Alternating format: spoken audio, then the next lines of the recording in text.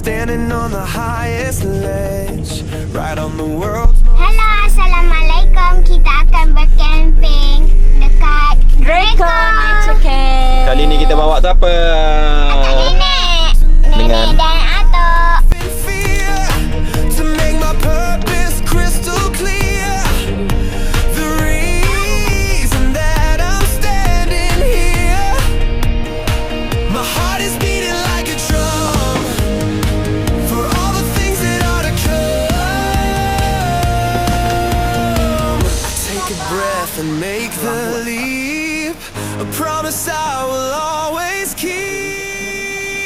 This is the adventure of a lifetime, a moment that is so sublime. I'm in my own true happy prime, committing a most perfect crime. The adventure of a lifetime, I'm ringing my own victory chime. The adventure of a lifetime, and I am not wasting any time.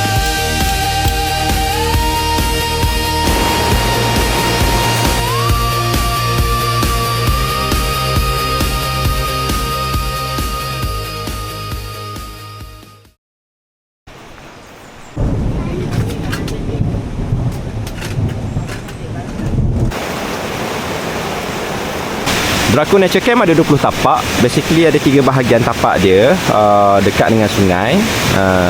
Lepas tu ada tapak yang betul-betul atas dekat dengan parking. View dia memang sekeliling boleh paling tinggi, boleh nampak view bukit kat belakang. Best juga. Lepas tu ada tapak yang bukan dekat sungai, yang atas sikit, tengah-tengah sikit, pun best juga. View dia tinggi, boleh tengok sekeliling. In term of facility, sini semua lengkap. Facility toilet, ada 2 toilet, 2 bahagian toilet. Satu yang betul-betul depan entrance, satu lagi kat bawah sikit. Itu toilet paling baru.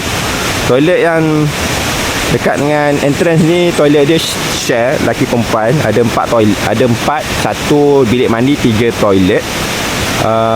Bersih, selesa. Lepas tu yang paling baru ada 3 lelaki, 3 perempuan. Dia ada pisahkan lah lelaki perempuan kat situ. Dekat main building tu, office, admin office tu ada kedai. Kita boleh beli macam-macam kat situ. Ada snack, ada makanan basic, ada gula, ada kicap, ada ais, ada arang. Mostly adalah benda basic kat situ. Kat situ juga boleh solat, jadi tempat surau lah kat situ.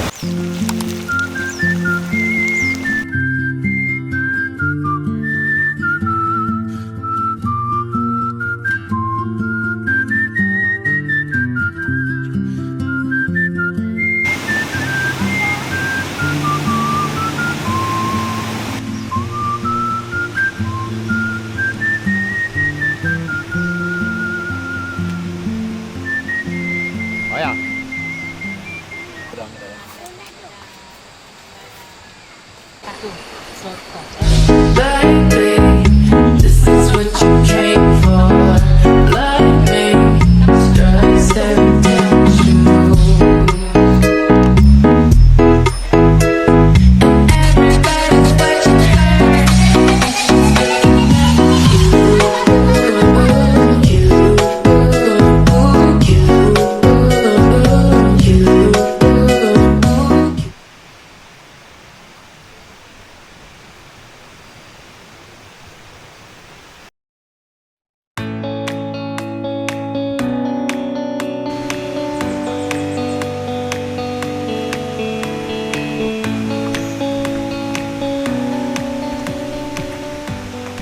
Ini waterfall, dia ada depan parking. Kena berjalan ke depan, tak jauh pun. So CEO ada beritahu yang depan mini waterfall in future dia orang nak buat glamping kat depan ni. Tu depan ni je mini waterfall.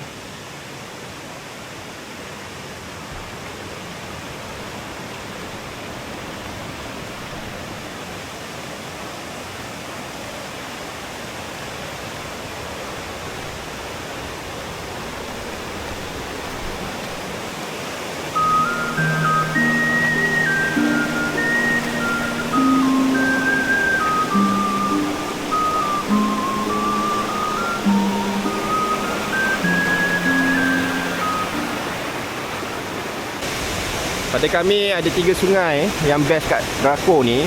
Pertamanya kat mini waterfall. Jadi sungai kat Drakor ni boleh bayang dia bentuk L. Daripada mini waterfall ni straight. Lepas tu dia ada ke kiri macam bentuk L lah. So yang straight ni ada mini waterfall, yang kat tengah sikit ada tempat buaian. Dalam sungai tu ada buaian, jadi best mandi kat situ. Sungai dia kat situ sempit sikit. Tapi dalam boleh mandi, boleh berenang. Yang last kali yang kat L tu, yang kat ujung sana, situ sungai dia luas.